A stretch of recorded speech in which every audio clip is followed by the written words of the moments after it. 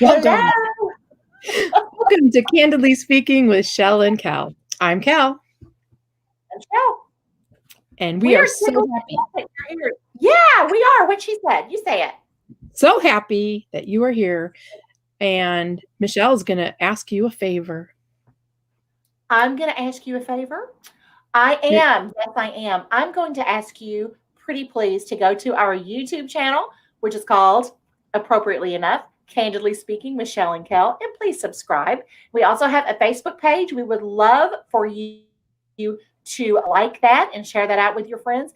And thank you for watching. And if you would be so kind as to put where you're from in the comments, we would love to know that you're here. Or if you're watching the replay, which most people do, just put hashtag replay and where you are from, because we are so glad that you're here and we want to know that you're here. So thanks for doing that.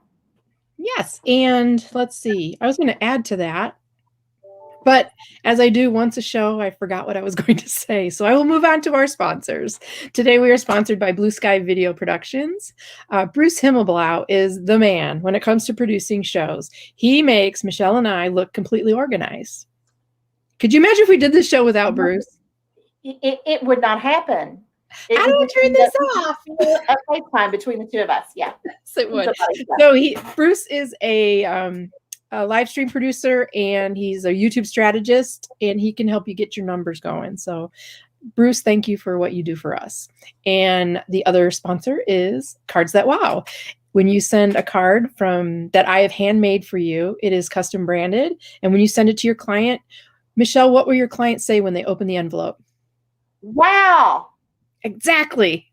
So, so remember our guest that used coconut, just coconut oil for their moisturizer? Coconut oil for her moisturizer, yes. Okay. I've been using it for a week. And okay. Emily said there's a dramatic change in my face. That's amazing. You do look 29. I mean 19. I know. As opposed I know.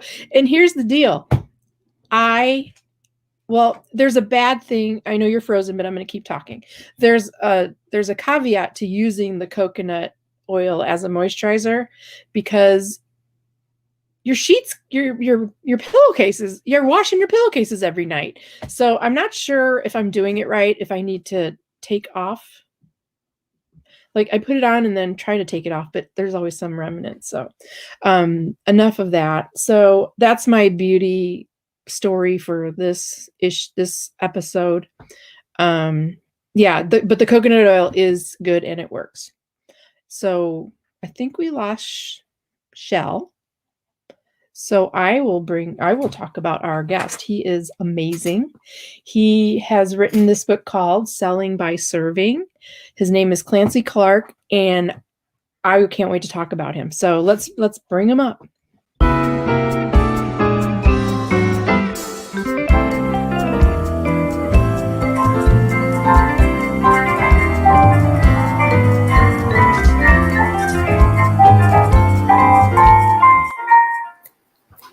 Is that awesome? Oh, sorry.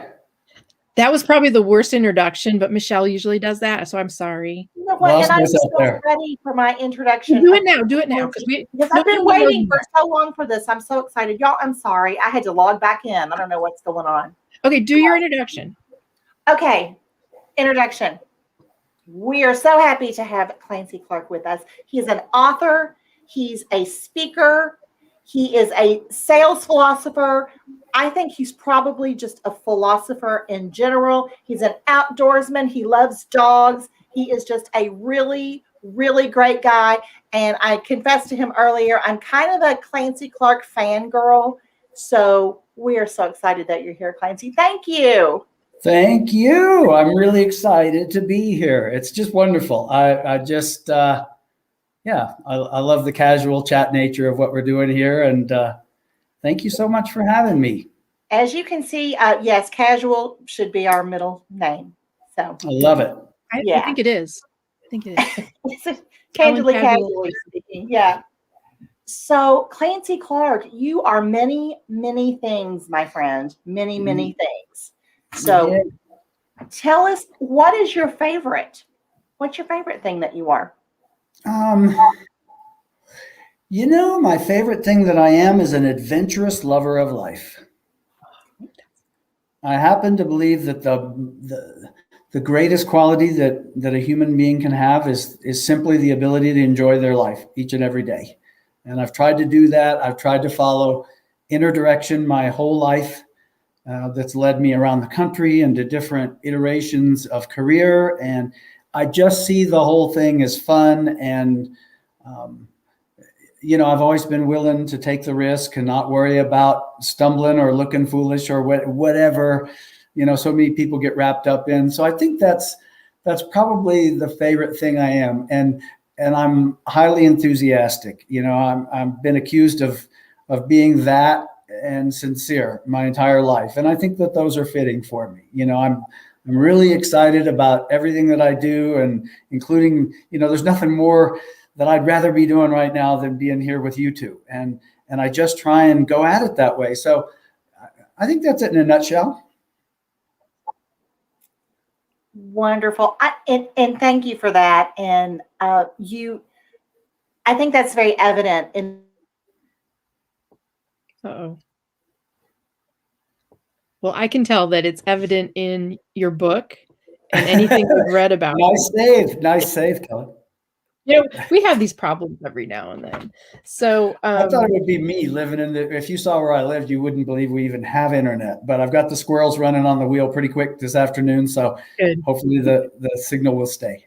I think we're going to fire Michelle's squirrels. So they're not working. Yeah. Fast. Yeah. I think they're on the wheel. So I know that, I love, I'm going to jump around because I love the story about the training. The one where I forget where you went, but the dog was just unruly, would not listen to the guy. And the dog was just let him run. And then it was all about developing that relationship. And that's that's basically the cusp of how you sell, correct? Yeah, it is. And at that time, I was not in sales. I was a sheep herder and a semi-professional sheepdog trainer in my early 20s, and traveled to northern Alberta, Canada. That's where, okay. I lived in southern Montana. And yes, some of us had tried to work with these amazing border collie sheepdogs, and they're so full of potential. And we were making mistakes. We were worried we were going to ruin these dogs. And so there was a Scotsman named Jack Knox that came over from Scotland, and he traveled around the United States. We just didn't have a good handle on how to work with these dogs at that time. It's come a long way, but Jack was a gruff and rough Scotsman, and he had a very strict method in a little controlled environment ring, and every dog heard the same commands and reacted the same way. And we really loved it because Jack kept us what I call between the ditches. And so he kept us from getting into trouble and ruining these beautiful, fine dogs. So that was good. And then there's a guy named Glenn Jones, Welshman, who has credentials that far exceed Jack Knox's. He's won all the world championship sheepdog. And keep in mind now that sheepdog competitions are like golf in this country. They're televised in the UK. They're a huge spectator sport, and they're a source of national pride over there. And so Glenn Jones had won all these international supreme championships. It was in his blood. He was generational, stock dog trainer, and he was just this legend. And he was coming to northern Alberta to put on a clinic and to judge an international sheepdog trial. So I traveled up there with two of my dogs, and he was really light and airy, as the Welsh people tend to be.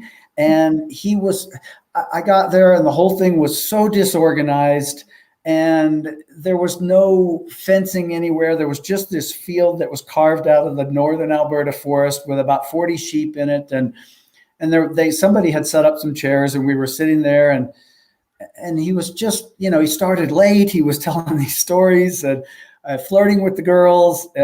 And finally he said, okay, let's have a dog out here. And this gal walked up with this huge male dog that was like choking himself at the leash, at his collar, because he was so rambunctious and eager to get to the sheep. And Glenn just casually said, all right, let's let him have a go. And he unclips him and the dog explodes into the sheep scatter. Some of them run off into the forest. The dog goes into the forest. They all come back out. And this mayhem, ensues. And I thought, all right, this guy's going to jump in there and the situation, take control. And we're really going to get his technique and see what this master does. And he turned away from the whole scene and he started telling a funny story to the crowd. And I thought, this guy's either drunk or he's lost it or he's a scam artist. And I've really regretted coming all this way and paying this money. And so anyway, finally, all the sheep got exhausted. The dog got pretty exhausted. And they kind of all came in right behind Glenn. And in mid-sentence, he just turned to the dog and started quietly giving him commands. The dog started behaving as if he had been Glenn's dog since puppyhood. And I couldn't believe what I saw before my eyes. And what I saw was what I now call mastery. So Jack Knox had the method of how to get a good functional sheepdog, but Glenn Jones was mastery. And what we observed over the next 2 days in that clinic was that every dog that came in to Glenn's hands was handled differently.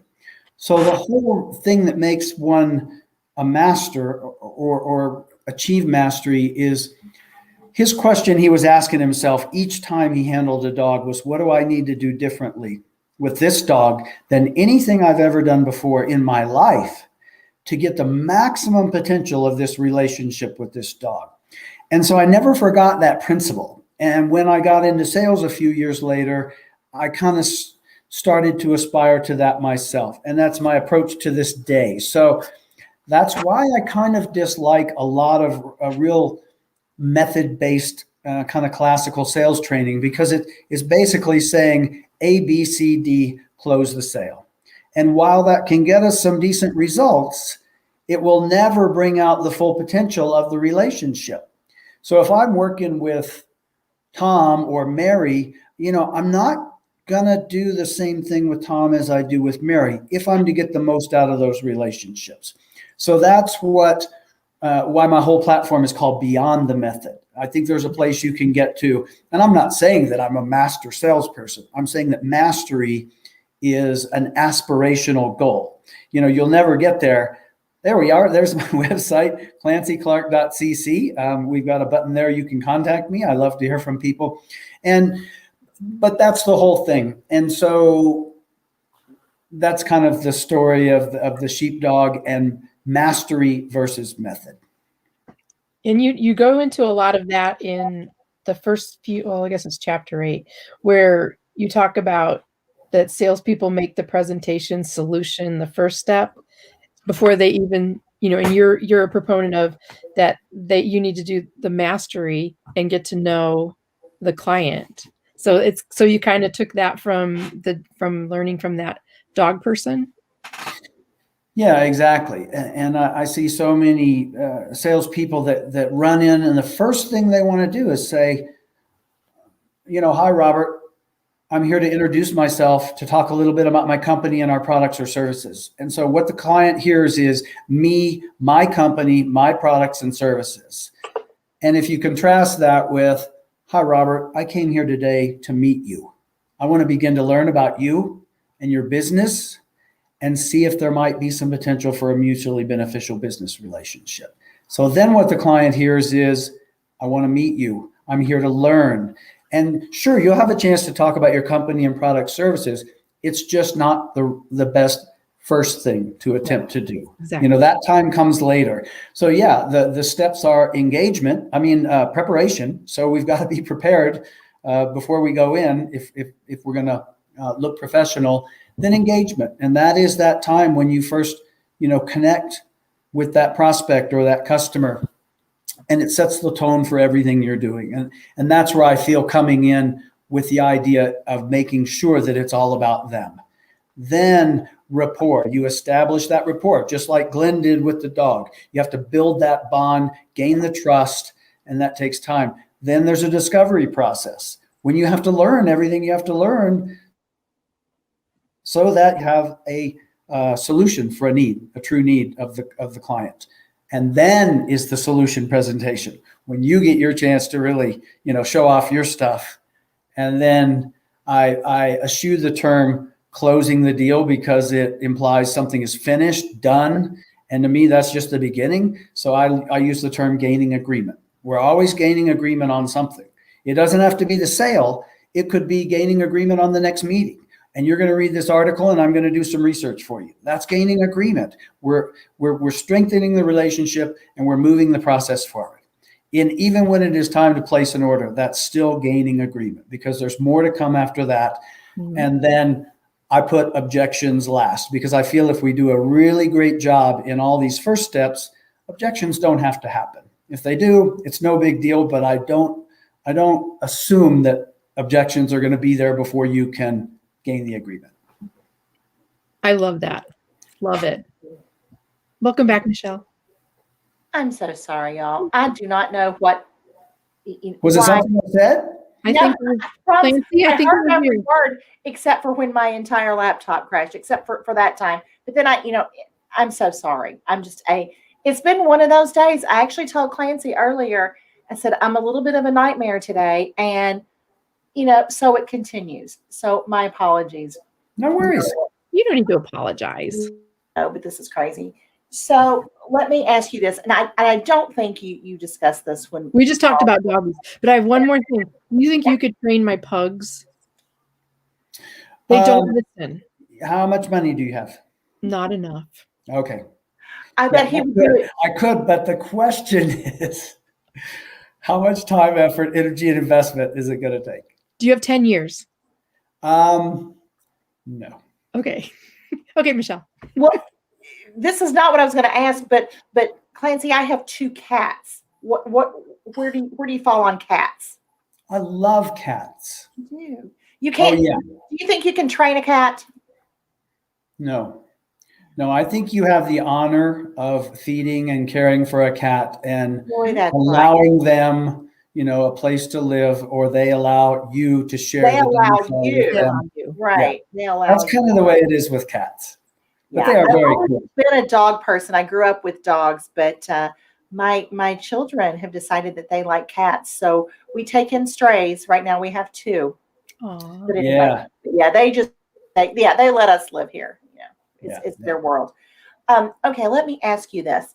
I love your approach. You are so genuine, so authentic, and you really do have that the servant attitude, the servant heart when you approach sales. Let me ask you what you think about this.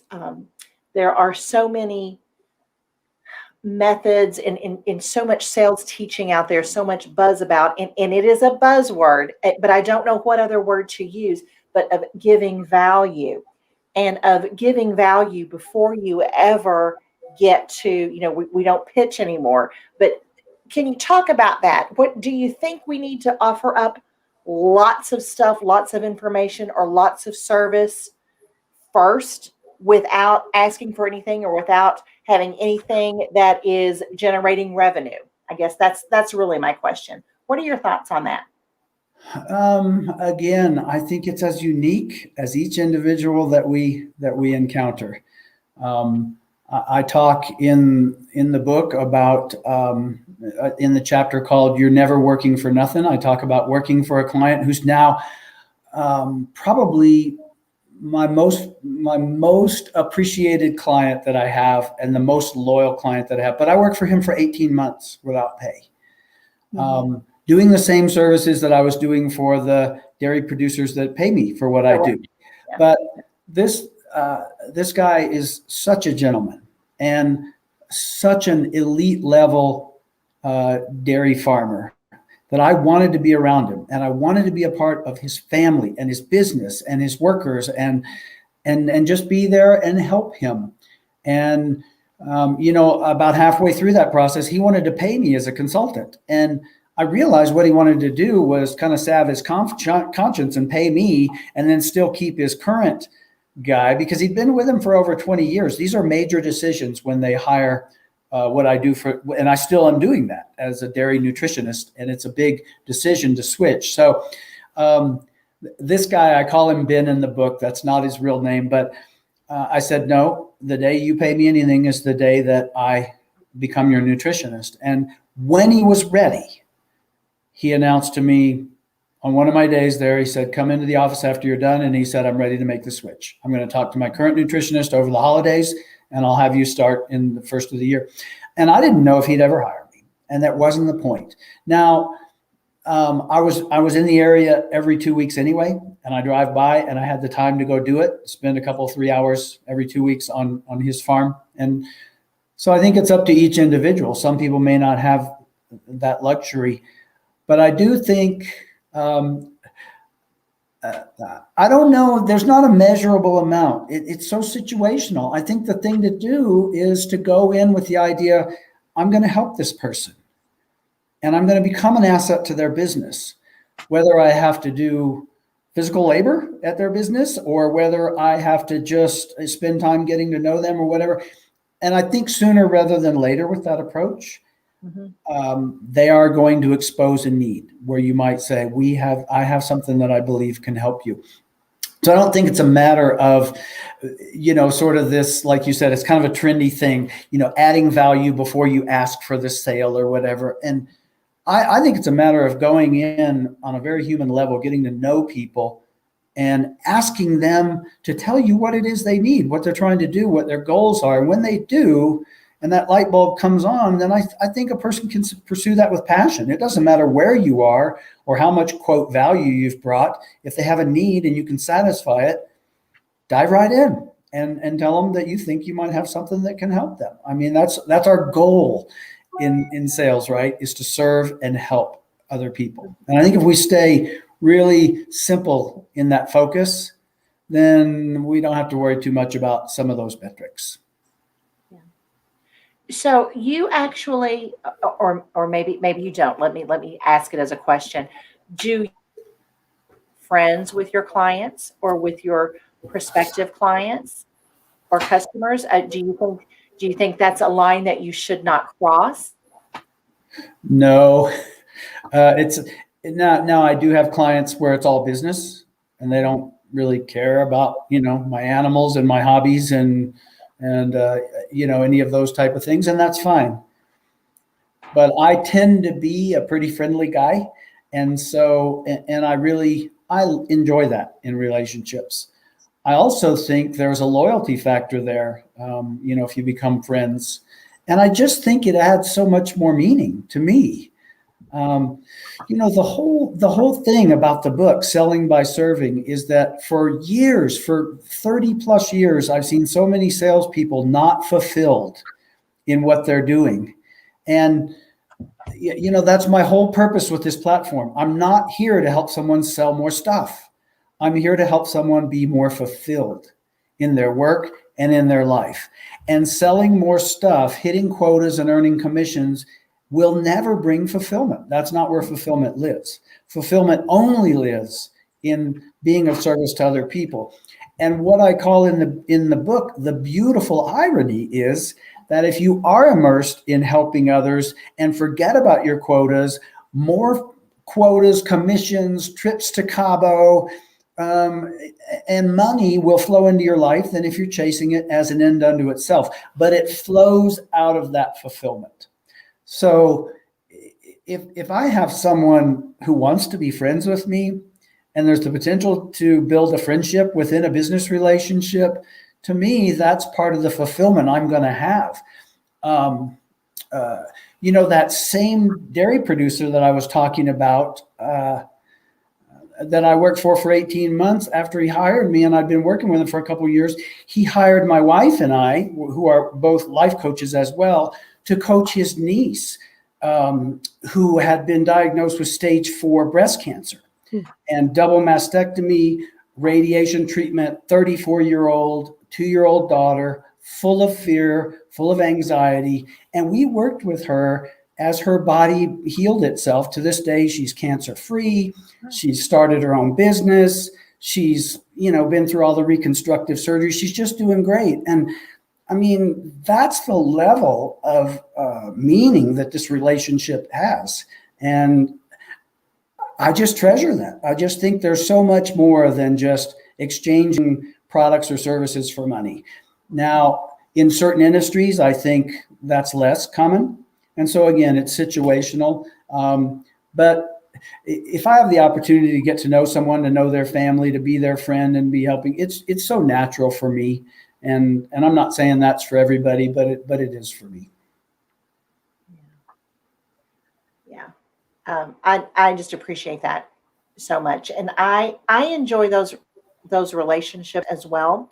But you're right. Sometimes, and you usually know within the first, or at least I do, in the first couple of minutes when you initially meet that person, is this going to be just strict, do I need to stop the chit chat? Do I need to stop looking at the pictures of the kids or whatever and just get down to it? And but those clients don't tend to last, again, at least in my world, because that relationship has not been forged. It's not there. It was truly a transaction, a sales transaction. That's where it started and that's where it ended. And it did end. The relationship didn't last, the test of time. So interesting. Yeah, the way I think about that, Michelle, is that, if you position yourself in that relationship and you are of service, now all this has to be combined with what I call a hardworking work ethic. I can't just sit around and say, well, I'm a nice guy and I'm really friendly and expect the phone to ring. I cannot tell you what it's taken to build the book of business that I have in that world of dairy farmers. And I'm not unique in that, but I put in the work and there's no substitute for that. And, but on the other hand, if I create a situation where I'm the asset to that individual, then my information, my product or service supports me, but I'm at the hub of the wheel. And like you said, in those transactional relationships, if your information is the asset and you're only there to kind of support it, that information is only going to hold up until somebody else comes along and promises better, cheaper, and faster. Well, that's right. And if you're the asset and your information supports you, then when somebody comes along and promises better, cheaper, faster, maybe half the time that person's going to say, no, thanks. We're really happy with what Michelle's doing for us. Even if the guy's promising better, cheaper, faster, he's like, no, this is working for me. And I want to work with this individual. This individual is the asset. And kind of worst case scenario, at least you'll get the conversation. They'll say, Michelle, somebody else just came in promising better, cheaper, faster. I really enjoy working with you, but I've got to reconcile this price difference or whatever it is. Make me feel a little better about continuing to spend more on your product or whatever. And at least you'll have a chance to sort of work your way through that with them. And so that's why I think, it's, I see so much on the social media with the sales people and sales trainer about how it's a numbers game and do you play the short game or the long game? And my response to that is this is not a game at all. This is a perennial exercise in human connection, and it always will be. It's a perennial exercise in human connection. I'm the touch point of one company, and then my client is the touch point for his company. And right here is when these two companies connect, and that's us face to face. And I think that needs to be really honored. I couldn't agree more. Randy Chafee was on. I don't know if he's still on. Do you know Randy, Clancy? Do you all know each other? I don't know, possibly. He said spot on, Clancy, so I must have vomited out enough words that something made sense to him. You two, we're going to get you two together. Yeah. Okay. Oh my goodness, yes. He's going to be your next friend. Yes. But I just couldn't agree more with everything that you just said. And it's such a refreshing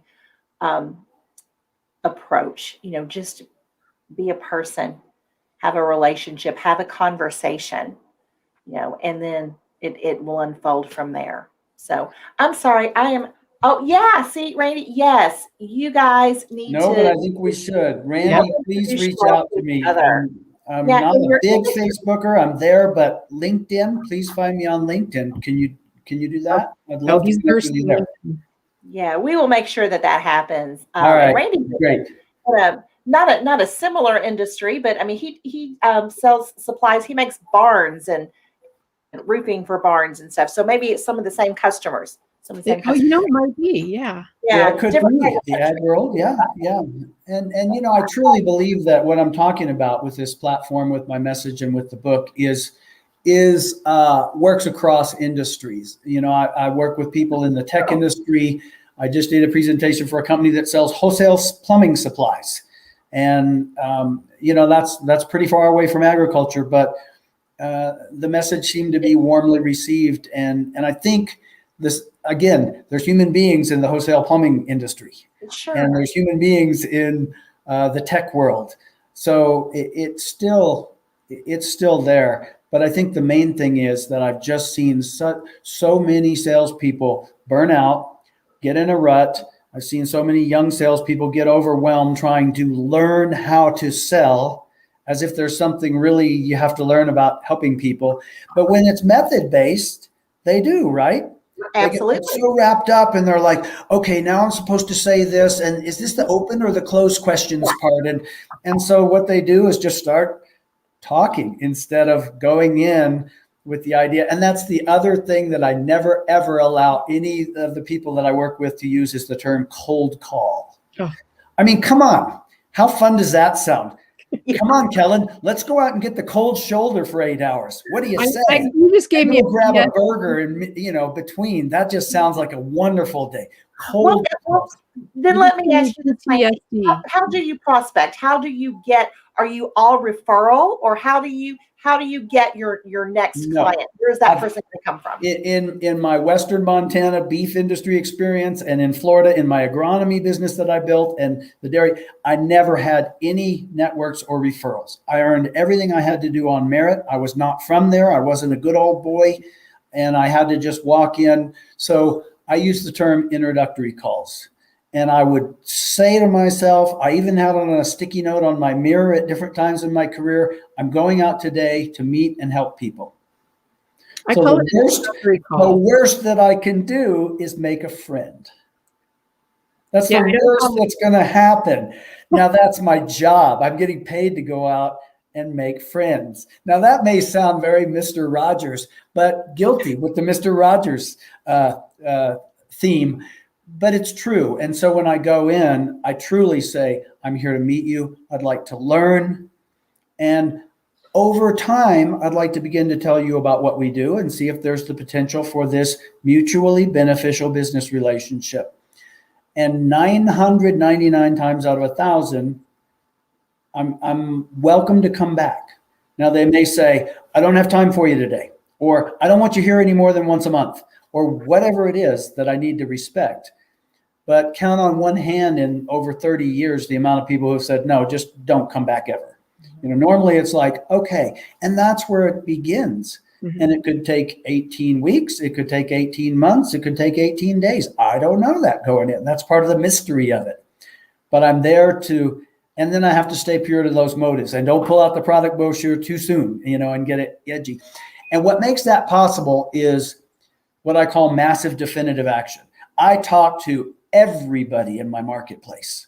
When I went down to New Mexico and began to go around and present myself as a dairy nutritionist and I made it a goal to talk to every dairy producer in the state of New Mexico. Now, keep in mind, New Mexico is one of the top 10 dairy states in the country now. All these guys, these Dutch dairymen moved out of California in the 80s, and some of them went to Idaho. A bunch of them went to New Mexico, and it's huge business, and there's a lot of them. But I met every one of them. And just so when you're doing that, people call it pipeline, but I don't really love the term pipeline either. I just call it talking to everybody in my market and getting in touch with all of them. And by that, they knew who I was. I had one of my clients that went to the New Mexico Dairy Producers Conference, and he came back and he said, man, you are all over the place. I didn't talk to anybody that I told him who I was working with. Oh yeah, that guy stopped in here. I've met him, or I've got his business card or whatever. And I think that that's really can't be underestimated. That makes it possible to just go out and do it. I can't just do that with a few people. I have to talk to everybody. But it makes it so fun to develop business, because then the ones that really want what I have to offer will tell me so. So, it's a really fun way to develop business. I don't have to try and take this guy and make him want my product. I just talk to enough people to find the ones that do. Does that make sense? Absolutely. Totally. Absolutely. Love it.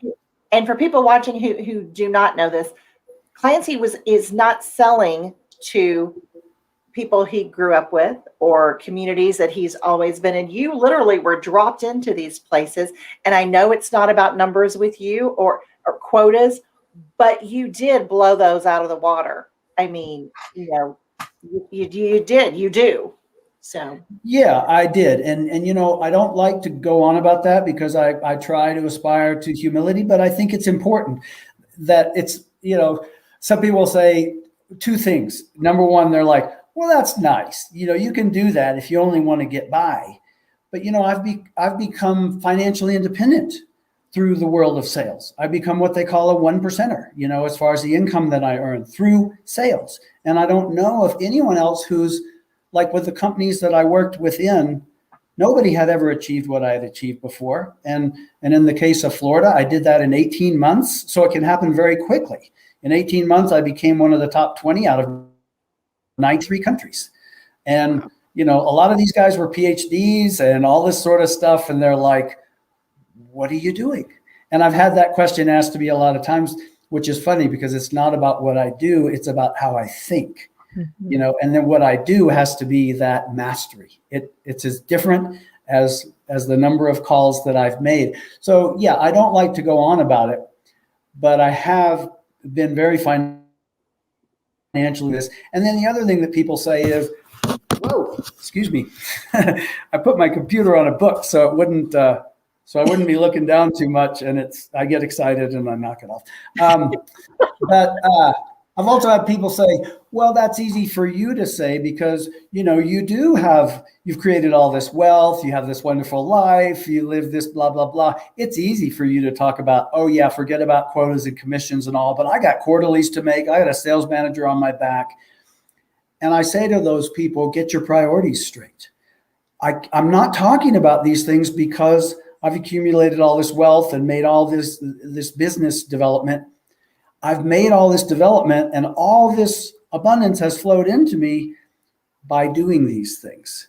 That's why the subtitle of the book says, find fulfillment in your career and sell more than you ever thought possible. It doesn't say sell more than you ever thought possible and then become fulfilled. It doesn't work that way. So you bring the fulfillment to everything you do. And by doing that and forgetting about your quotas and commissions and taking massive definitive action, the results will be far greater than if a person's chasing those quotas and commissions. But most importantly, that when money comes to me, I feel like it's a well-earned gift for behaving and conducting myself by a certain set of values. It's what I call inspired income. It has meaning for me. If you're just out chasing quotas, commissions, and money, and you're willing to do things, whatever it takes, be pushy or just be focused on your agenda for hitting your numbers or whatever.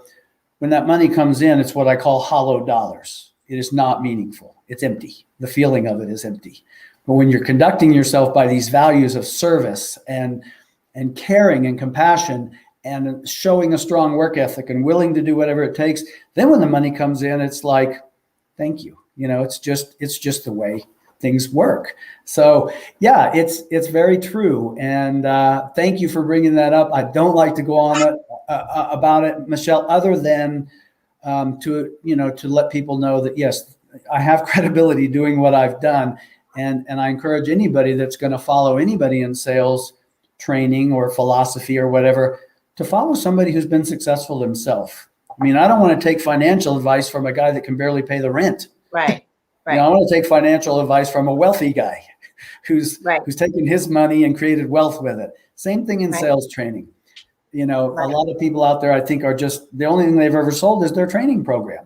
but they haven't been down in the trenches. Well, that's as right. Most of you know, Right. that's, when you've been down in the trenches, you can look someone in the eye and say, I know what that's like. Yeah, we've talked about that quite a bit lately. But yeah, guys, his philosophy is certainly proven. So, and I know you don't like to talk about it, but I'm all about talking about how successful you have been. No, really, that's not, you have helped people and it has paid off for everyone. So That's right. That's right. And as much, financial abundance has come into my life, abundance in every way has come into my life by living this way, in my relationships, in how I feel about my work, in the fulfillment that I just feel that my whole life is on purpose, including my work. It all ties together into one big thing. And that's right. For every dollar I've ever earned, I know that I've earned at least $1 and a penny for my constituents. And that's the value you're talking about. I don't apologize, for having done this business, because I know that what I've done for my clients has made them more money than I've ever taken out of it. I've put more into it than I've ever taken out of it. absolutely. Yeah, you're helping all of us. All of us. So Well, thank you. It helps me to be here, just thank you. And like I said, such a different approach. There's not, the 47.2 method, steps and, here's the flow chart. If this happens, then do that. Yeah. It's genuine and authentic. And it's easy. I've used those words before. Yeah. It's common sense. It's done this by being Clancy and it's worked. That's right. And everybody needs to do it in their own style. That's a really important point, Michelle. Everybody needs to bring what I call their matchless self. Nobody can do it exactly how I've done it.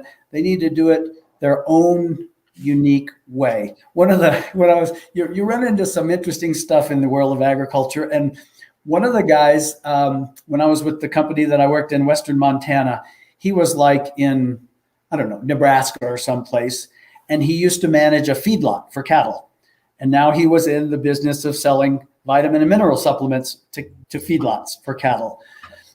And he had the same servant's heart, but he was just kind of a good old country boy that was raised up, on a ranch and then worked in the feedlot. So he didn't have maybe the communication skills that a lot of people in sales have, but his whole sales pitch to the people that he called on, he said, when I was running a feedlot, I fed this and it worked really good for me. And I think it'll work really good for you too. And that was it. Now, how sincere is that? It doesn't have to be. Because that's what they want. What worked really well? What did it? Yeah. Yeah, he had credibility and he said, this worked good for me. I'd like you to try it. I think it's going to work good for you too. And people could really respect that. I get it. Do you want to elaborate more on the Good Old Boys Network? Sure. Yeah. Well, it's out there, and it's out there in a lot of industries. I've never been a part of it. Like I said, I've never been the most technically knowledgeable about what I do, and that's probably true to this day. I'm much more about knowing where to find all the correct information than having to learn it myself, and like to surround myself with people that that can help me do that. But also, I've had to learn the technical side of everything I've ever done. The common denominator has been this selling by serving approach. That's the common thing that I took from Montana to Florida to New Mexico, now to this business. This is a business, this platform that I'm building now, and doing coaching program that just launched, and the platform and some of the things that I'm doing with that and the book. But so I've learned that part. Any of that can be taught, but the harder thing is that servant's heart. And I've always seen that. I haven't always seen it. Sometimes I kind of wish I was part of the Good Old Boys Network because it seems so easy, But looking back now, I'm so grateful that I never was part of that network for several reasons. Number one is it forced me to do whatever was necessary to earn business on my own merit, not by plugging myself into a network.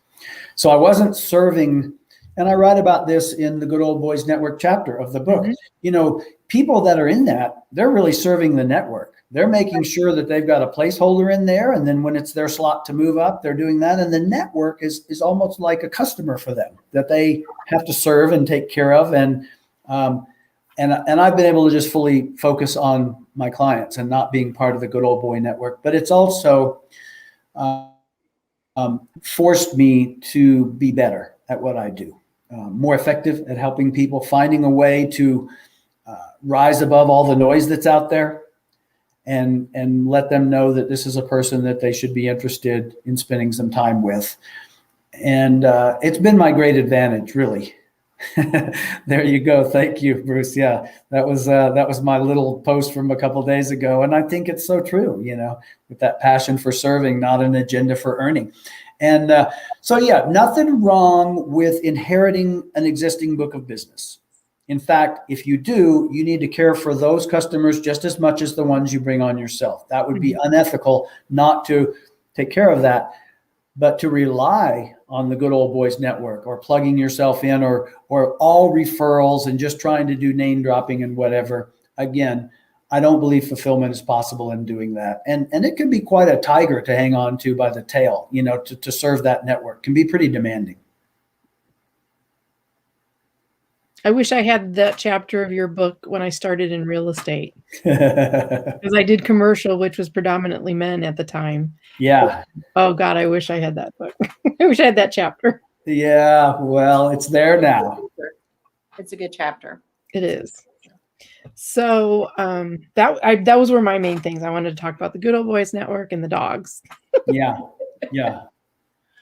Well, here's what I want to talk about, Clancy. Okay.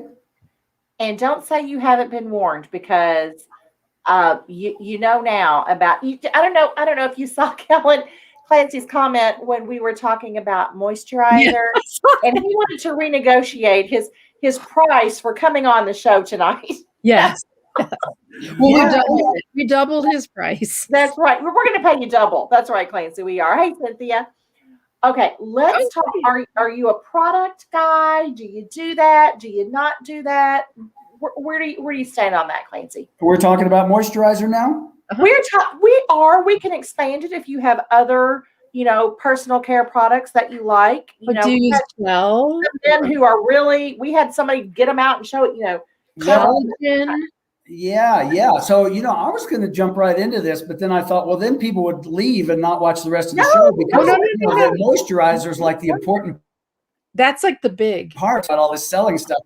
Now that he's told me the secret to his silky soft skin, I can just bail and go start cooking my chicken breasts or whatever. So yes, we waited till the end. All right. I'm going to tell you what. You're talking to a fellow who was born in Arkansas, so pretty simple. I like one product that does a multiple of things. So here it is. Yes. I love working hands. All right. Now let me tell you about this. There it is. Look at how lovely that looks, right? Oh, yeah. And I'm just going to take a little dab right now and rub it on. Oh, it just feels so good. It smells like Rice Krispies. I love it. And it is. It's the one shot. I think, again, some people get so caught up in too many things and they want this and that. This will heal your cracked skin. This will moisturize. It will emulsify. It will exfoliate. In a pinch, you can seal a leaky window, an air drafty window with it. If you need to, you can glue back on one of your acrylic fingernails, and you can patch a leak in your fishing boat. So I love the fact that it's got a lot of utility, and it needs to be in every Michael Kors bag and in every tackle box in America. Because really, what more could you ask from a product than that? I know, right? You can just see the quality of this, right? Can't you? Look, it doesn't even drip out. It's lovely. I love it. And we got a demo. Clancy. You don't need any WD-40 anymore. Just rub a little O'Keeffe's working hands on there, and you'll free those frozen bolts up in no time. I'm going to buy a case. So that's my spiel on moisturizer. Yeah, my favorite shampoo is Dial soap. I take the bar and rub it on my head. And, no, you do not. Yeah, it's soap. What do you think shampoo is? Shampoo is mostly water and then some soap, and they put in some, lavender, smelly stuff or whatever. Yeah. And Teresa Silcox I don't know if she just joined, but just commented. I know she's dying. There is key. Yes, please. Skincare diva. And oh, wow. That so no hair products, just the Dial soap. The bar, right? Actually, I do. Yeah, I do use shampoo sometimes, but it would be like Head and Shoulders or something. Teresa's going to be on our show next week. Next week, yeah. So we're going to have her talk about your recommendation, Clancy. Yeah, good. It's totally working for him. Yeah. You don't wash your hair with a bar of Dial soap, but he's got great hair. It's working. So. Well, thank you. Yeah. And who'd have thought? Wait, somebody used Crisco on their face, yeah. But the coconut lady, not the coconut lady, the lady that uses coconut oil. Like I said, it works. I feel like 10 years younger. Do you really? I'm going to get some because, it's all starting to really. Well, remember how I told you I did one of those masks that was supposed to moisturize your face, and I put it on, and within a minute it fell off because it sucked in all the moisture because my face was so dry. So we did the test, last night, and it didn't fall off. After the coconut oil. And that is that solid white stuff that comes in a jar. Yeah. It's solid. Another problem? Try O'Keeffe's hand cream. What? Well, another problem is if I'm laying down and the dogs can get to me, they all attack my face. Because they like the coconut. Yeah, lard. Let's go. Heck yeah. It's kind of dangerous. Them pugs going after the lard. There's how you train them. Right? You just put lard wherever you want them to go, little dab of lard. And I don't want them on my face. And you'll get them to jump right in. Now, I see that Eric Bam over here says he's wearing bedazzled pants. Yeah. And I thought that was fabulous. And you know what? He's not lying. He's not lying. I love it. Because he's trying to make me snort. Yeah. Yeah. He's the one that had all the hair products too. I think he used, what did he use? Like Harry's? Was it Harry's he used? I think it was Harry's Shave Club. Yeah, but you know what? I got to tell you, I'm just that simple. That's my hand product. That's it. I use Speed Stick deodorant, and those are the only products I use. I just smell like I smell. Whatever that is what you're going to get. This is my this is probably kind of formal wear here. This shirt, and I have my casual jeans, the lighter ones, and then I have my formal jeans, the darker ones. If I ever get invited to the White House, I'll be there in jeans. I promise you. And that's the dark ones, right? The dark ones. The dark ones, for sure. And I might let somebody iron my shirt, but I do not own a tie. I do not own I don't own a tie either. Suit. Yeah. And so, I think there's some real importance in that because truly, when I get up to speak to people, I dress like I'm dressing now, whatever crowd it is or whatever. I'm like, it would be so inauthentic of me to put on a suit and tie. Number one, I'd probably have butterflies in my stomach being so uncomfortable dressed that way. It's just not. Now, my late brother, was just the opposite. He was an attorney. He was a clothes horse. He was a city guy. And, he had a closet full of those things. But, I just figured if I'm going to be up there, they're going to see who Clancy Clark really is, and I think that's important for all of us to show everybody, but in this case, our customers that we work with as sales professionals, who we really are. And because everybody has a great story. Everybody has their genius area and everybody has those qualities that make them unique. And I think to try and, again, that's why I dislike sales methods, because it tries to make everybody act the same and sort of conform to the same set of rules. And like the guy I was talking about that was very kind of shy and quiet, he could help people just as effectively as I could, who, much more talkative and much more animated. So there's no right salesperson's personality. Anybody is capable of helping another human being. And I think that's important. Bring yourself to it. Be yourself. If you like being silly and goofing around, do that like we've done here today. If if you're more serious and just a person of a lot fewer words, then embrace that. There you go. Pensive. Victor Hugo. Yeah. So I think it's we're joking about it, but there's really a bunch of important, profound truth in that, to just be your authentic self. And I think, nobody's going to be Michelle better than Michelle. And there's nothing that Michelle will ever be better than Michelle.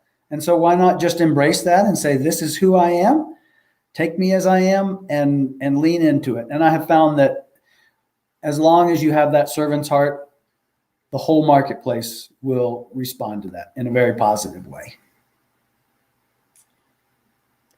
That was worth the price of admission. It was. It was. You are a wise man. I'm glad. Well, I don't know about that, but thank you. No, thank you for sharing your wisdom with us. Absolutely.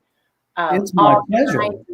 All kinds of gems in the episode tonight. So thank you so much. Is there anything that you want to say here in closing? Anything you want to leave us with?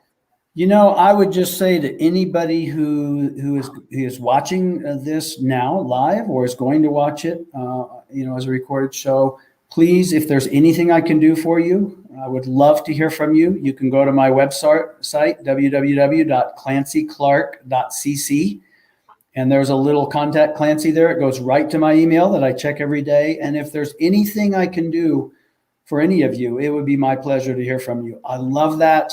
And this thing about helping and serving others is a true passion for me. So if there's anything I can do for anyone, please feel free to reach out with that form that Bruce just popped up there for us. Thank you, Bruce. And I would love to hear from you. If you're on LinkedIn, please find me there. That's where I do. That's really the only place that I'm real engaged in social media. I like LinkedIn a lot. So reach out to me there. If there's anything I can do to help anybody, I'd love to. Yeah. And I will say, as long as it's not help to train your pug. Yeah. Or, really in-depth conversations on the heavy duty beauty products. Cause I don't know. Really, I think you nailed it. I think you fall short there. Let me tell you, you're the first demo we ever had. Yeah. So you're up here. You've set the bar. All right. Well, I'm willing to have a go. But really, guys, follow him on LinkedIn if you're not already. Every time he posts something, you will learn. Mm-hmm. Believe me, I learn from Clancy Clark all the time, and he doesn't even know it. So, yeah. Yeah, you stop. Can I say one more thing? No. Say all you want. I want to tell you about a new book that I'm working on. My second book coming out, which is going to be quite a bit longer than Selling by Serving. It's called Love Your Work, Live Your Dream. And so it's not just for salespeople. It's for any of us that work, which is most people.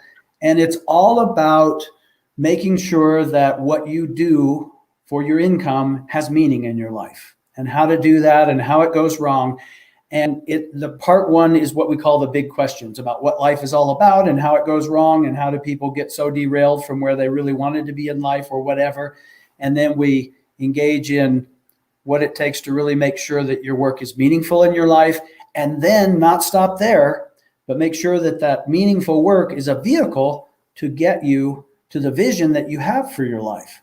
Because a lot of people stop there. Oh, my work's great. I love it. But they forget to take those dreams down off the shelf.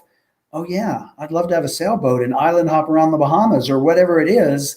And we're going to make sure that you can connect those dots from meaningful income to living your dreams. So don't hold your breath because it's a long write, but I'm really loving it, doing a lot of early morning writing, and that should be out sometime this year. So really excited about Love Your Work, Live Your Dream, a way to maybe help even more people.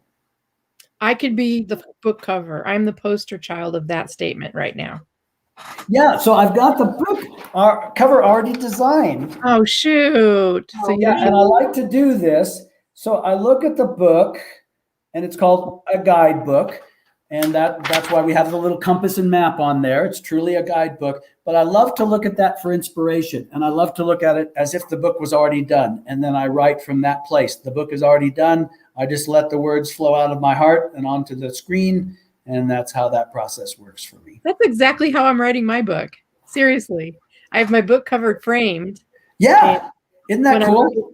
Yeah, and then when I write, I put it on my desk, and yeah, it's powerful. It's powerful. Coolio. Y'all are I can barely write an email. I am not writing a book. Your book would be amazing. Amazing. Some stories there probably, but that's another Everybody has a book. You can do it, Michelle. You can do it. Come on, Michelle. We'll see. I'll walk you through it. I'll hold your hand. I will need it. Clancy Clark, thank you. Thank you. You have just cemented my fangirlhood, and I'm sure you've gotten more tonight. So Sure. Thank you. This has just been such a fun episode. Again, my apologies for my technical difficulties. No problem. But you know what? I made it through to the end here. So thank you so much for having me. And thanks to everybody over here, Randy, Cynthia, Teresa, Eric. Who else do we got here? yeah, Jim. I can't.